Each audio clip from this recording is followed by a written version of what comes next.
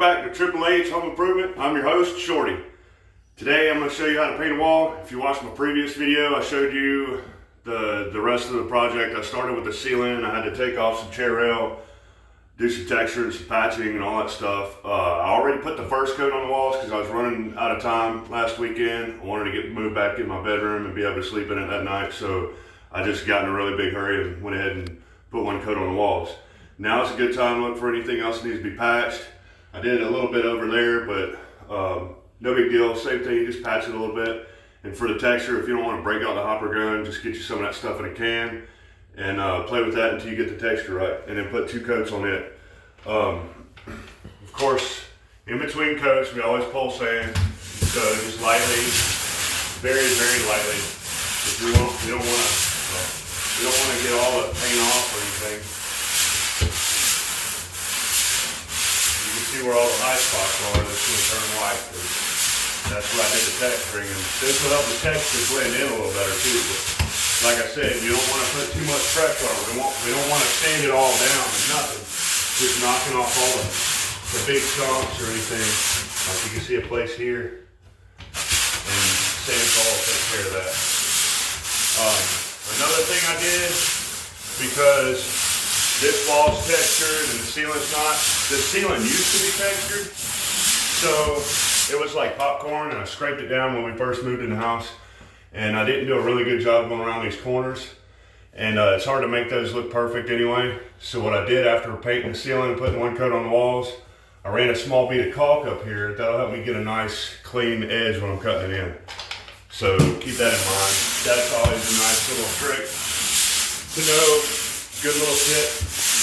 But we're just going to do one wall at a time. Very, very lightly. Of course, I'm going to try to sand this wall a little bit so I'm not right up next to wet paint when I'm sanding it. But anyway, you get the idea. You can see where I textured right there. And I'm using this paint as a primer. It's a paint and primer in one. Normally I'd prefer to use a real primer, but I've used this stuff before. It works great. As long as you put 2 coats over new patches, it works really good. Plus once it cures, it's real good. But I've got a lamb's wool roller gnat. That's my favorite kind to use, or it's a lamb skin actually. It's like a leather. It's an actual skin of the lamb. But they hold more paint. They don't spray it off when you're rolling. It doesn't shoot paint all over the place, and you can roll further with this than you can with something else. With one dip, you can roll pretty good. I don't like using the pans because they're hard to pick up and move. So these are cheap. You can buy them for like $2 or $3. They'll be in a 5-gallon bucket for your paint up, and it has a handle. You can move it around when you need to. Drop cloth, painter's tool or putty knife with a damp rag just in case. And I've got a nice 3-inch brush and this thick kind right here. See how thick it is? It holds more paint. You can cut in way further with it and helps it go a lot quicker. So I normally like to start at the top, work my way down. So I'll kind of come to the corner, get some paint on there.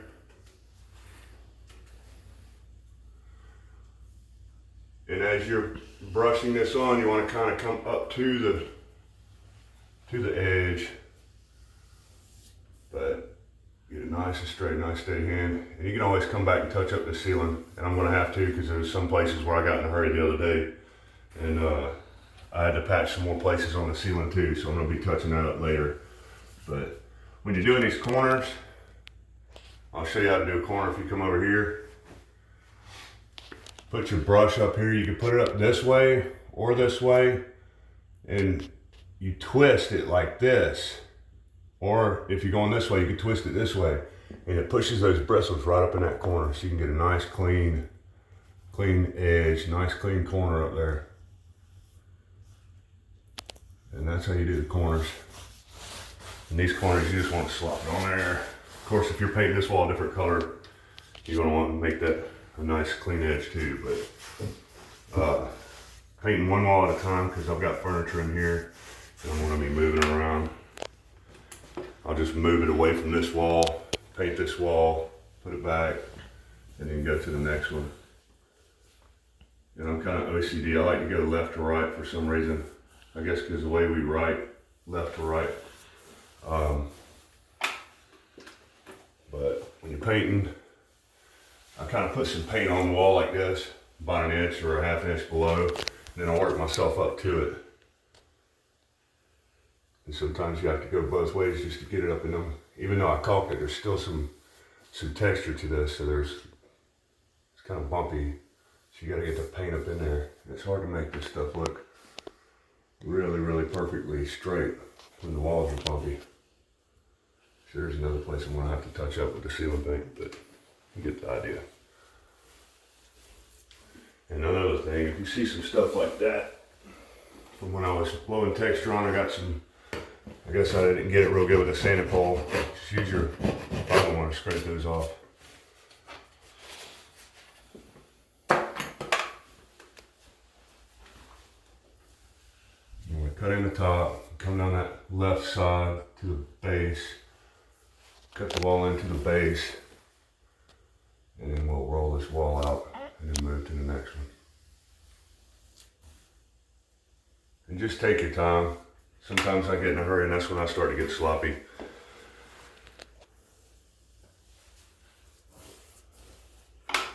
But tape is expensive. You don't want to use tape.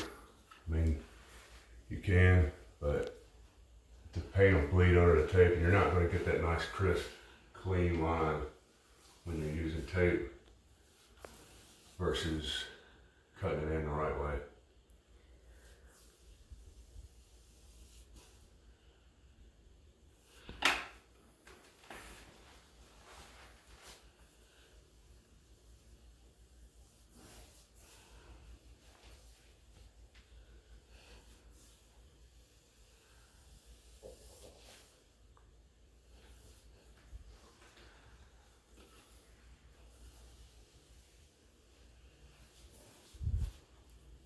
Show you one more time on the corner. Get some paint on there. And just push it up in there. Move that paint around. If you get too much up there, be careful, it'll drip off your brush. But just push it up in there. Like that. And you can see where I got paint on the ceiling from that first coat. But I'll come back and touch all that up. That's the easy part. You can always straighten your lines back up. Best to just get it off while it's wet, but when you're going a dark color like this up to a flat white ceiling, usually doesn't wipe off too good. And that flat white touches up really, really good. So something good to do. And at the bottom, you're just doing the same thing up top, but upside down. There's a little dimple on the wall there I should have fixed. I didn't see that, but that'd be alright. Kind of put the paint on, push it in that corner. If you get a little buildup on the other side of the wall, make sure you clean that up or it'll dry like that.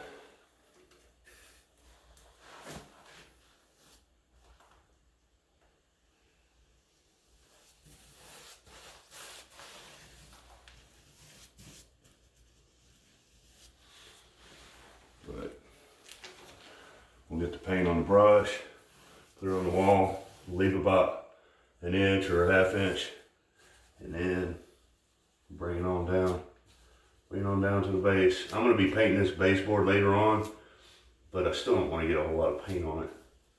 But I'm going to have to sand this base down. That's one thing I recommend if you're going to be painting your trim. Paint the base last because everything falls on it.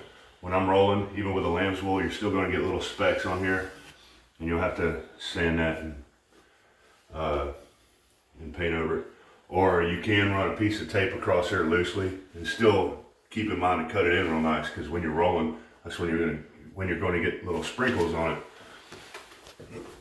But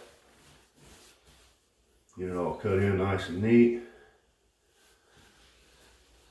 So I should have dusted that off before I cut it in down here, because after sanding the walls like that, I Got all this dust on that top edge. One step I forgot. But anyway.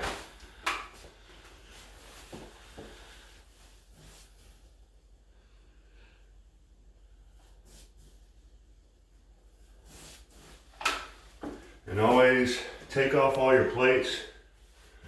Cut in around these, because if you look, there's dust that gets inside here. If you get the roller over that edge right there, it's going to pick that dust up and it's going to leave little particles of dust in your paint. It's going to look like crap.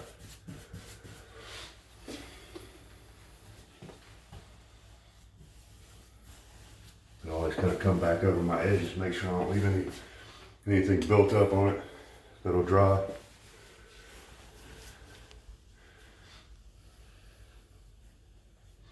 Kind of feather those edges out, that's what I mean.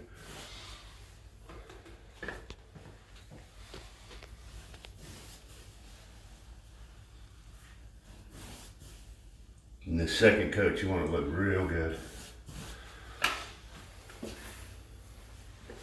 Nice straight lines. So I'm gonna have to caulk. I'm gonna have to fix the caulk on the spaceport before I paint it, but that'll be another video, maybe next week or the week after.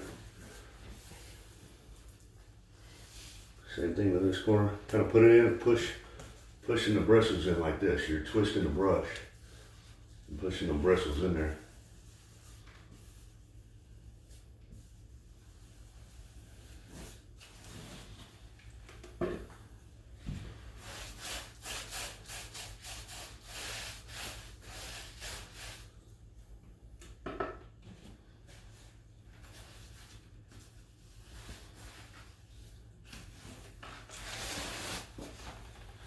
And now we can roll.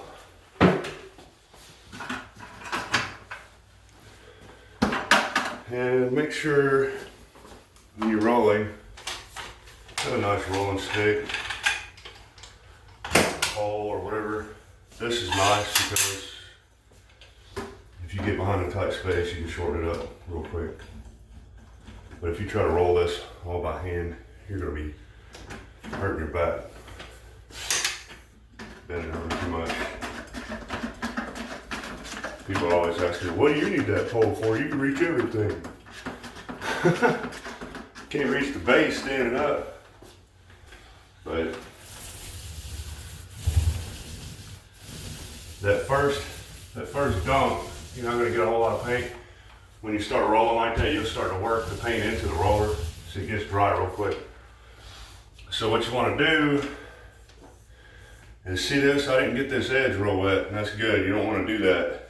You want to just dip it to where it just touches the paint, and then you're using this screen, the roller screen, to kind of turn your roller so you can get all the sides wet, all the way around, and then kind of roll off the excess. When you're picking it up out of the bucket, I turn it like this, and it keeps it from dripping. If you just dunk it like this and you get that off and you pick it up, you can see it might still be dripping, but if you turn it over the bucket, nice and easy, that'll keep it from dripping all over the place. And when I'm rolling, I kind of start ahead of where I stop and I come back to it. Nice even pressure on all sides of the roller so you don't get any built up lines or anything. And then we're going to back roll it. See, I already put the paint on, but now we're going to back roll it. That's what we call when we roll back over everything we just put, that we just painted with the roller. Nice and even. We don't put any pressure on it when you're back rolling. Just make sure that you got a nice even coat. And once this roller gets kind of broken in with the paint, I'll be able to roll further with it with every dunk. I'll go ahead of it, and I'll work back into it. Be careful not to hit the ceiling, because then you'll just be cussing yourself, because there's more stuff to touch up.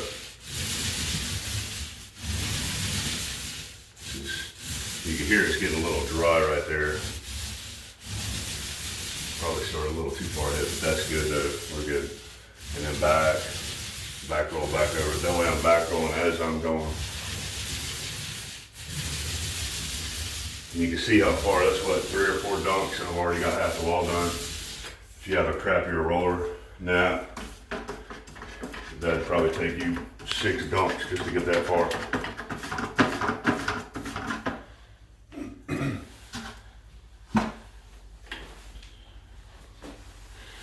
And you notice if you fold your drop cloth in half like this, because I don't need it way up here, I just need it about from there over.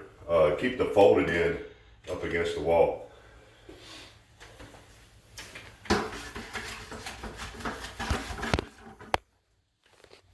Twist it, turn it, keep going. Just up and down, no W's, no X's, no P's or Q's, just up and down. Be careful running them out. You get a little crazy, get in a hurry, you might roll over an outlet and you'll really be upset. And even though I cut in underneath it, I still want to get the roller as close to everything as possible, just so it all looks nice and uniform.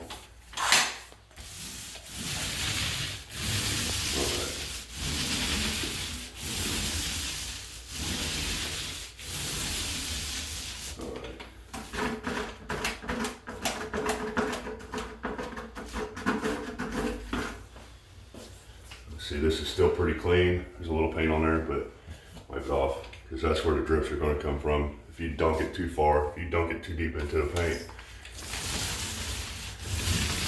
that's how you get messy.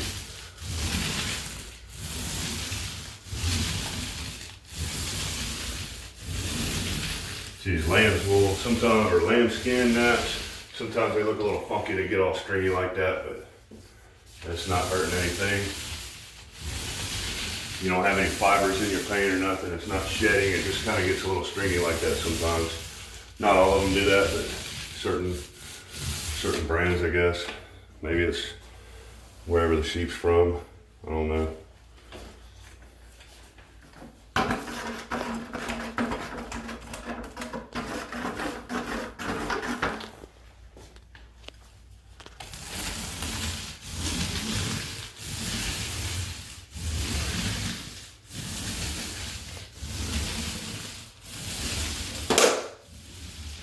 Fell over. That's fine now. It's a little bright.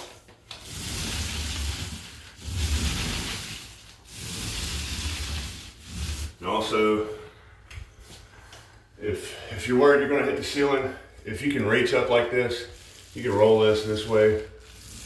Go ahead and get up ahead of yourself and do this. That way when you're rolling the walls, you don't have to go so close to the ceiling and then risk bumping it with the roller. And same on the base. If you want to do that on the bottom, you can do that too.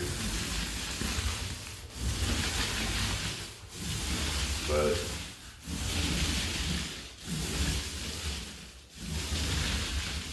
and then once you get one wall done, make sure you look it over really, really good, because you might have a fat edge or a roller mark or a drip or a run.